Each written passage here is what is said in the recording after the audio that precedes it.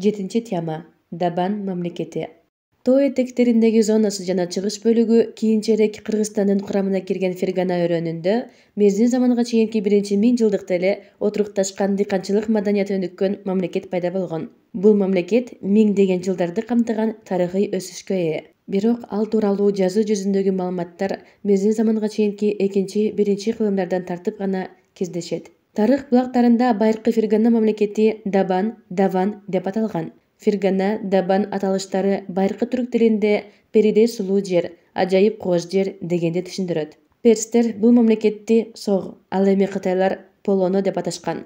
Биздин заманга чейинки 2 кылымда Фергана чарбачылыгы өнүккөн күчтүү мамлекет болгон. Анын экономикасынын негизин сугат дыйканчылыгы түзгөн. Калк, күрүч, буудай, жүзүм, пахта, беде өстүргөн. Атагы алыска жеткен аргамактарды багышкан. Бул жерде кичинеси чоңу болуп 70 шаар бар эле. Алар өз-өзүнчө кооз оазистерден орун алышкан.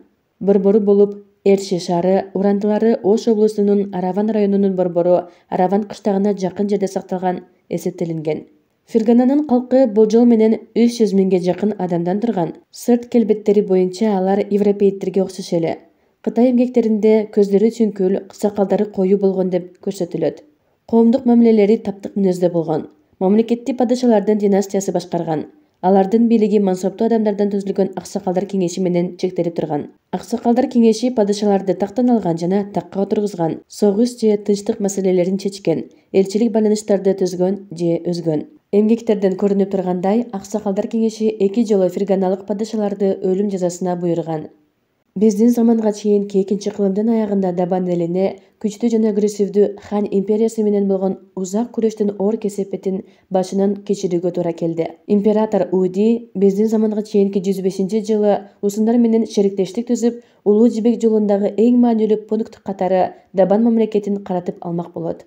Бул жака айтылуу аргамактарды алуу максатында атайын элчилерин жибертет. Ферганалык Аксакалдар кеңеши кытайларга аргамактарды сатуудан биротоло баш тарткан. Кытай элчиси өйдөсүнүп текеберленгени үчүн чек арада турган Ю шаарында өлтүрүлгөн. Ю шаары азыркы өзгөндөгү Шоро Башатка жакын жер. Согуштун чыгышы үчүн ушинтип шылтоо табылат. Каарданган император Ферганага согуш жарыялаган.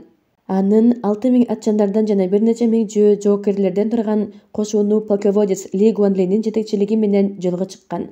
Биздин заманга чейинки 103-жылы оор салгылашуудан кийин бул кошуун Ю шаарына келип, аны каратып алган. Бирок жергиликтүү элдин катуу каршылыгына туруштук бере алышпай, чабуулду андан ары улантып, Фергананын борборуна жылууга мүмкүнчүлүк болбой калат. Ли Гуанли кайра чегиндүүгө мажбур болот. Хан армиясындагы жоготуулар эбегейсиз чоң эле. Армия аттанып чыккан Дуаньхуан шаарына жолго аттанган ар бир 10 жоокерден араңдан сорго 2ден гана жоокер кайтып келген.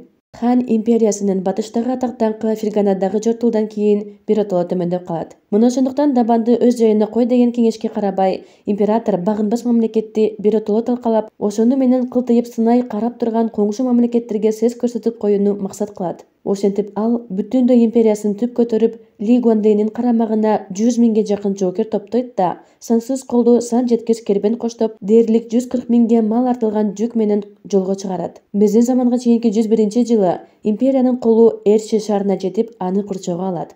Курчоодо турган дабандыктар мезгил-мезгили менен кытайларга кыйраткыч соккуларды уруп турушат. 40 күн камап жаткандан кийин кытайлар Аксакалдар кеңешинин сунуштарына макул болот. Бул сунуштарда көрсөтүлгөн шарт боюнча хандыктар ондогон аргамактарды жана 3000 жылкы алышты. Ошентип Эршини баса албай, баскынчылардын аскерлери кайра кайтууга аргасыз болушту. Кытайга мурдагы аскерлердин 6дан 1 бөлүгү гана кайтып келди. Ал эми ферганалыктардан алган 3000 жылкынын 1000 гана жетти. Ли Гуанлинин аскерлери кетишери менен Фергананын мамлекеттик иштерине Хан империясынын саясий кийлигишүүсү биротоло токтолду. Хан империясына каршы болгон 4 жылдык согуштун жыйынтыгында Орто Азия жана Чыгыш Түркстан элдеринин колдоосу менен байыркы Фергана мамлекети өзүнүн көз каранды эместигин сактап калган.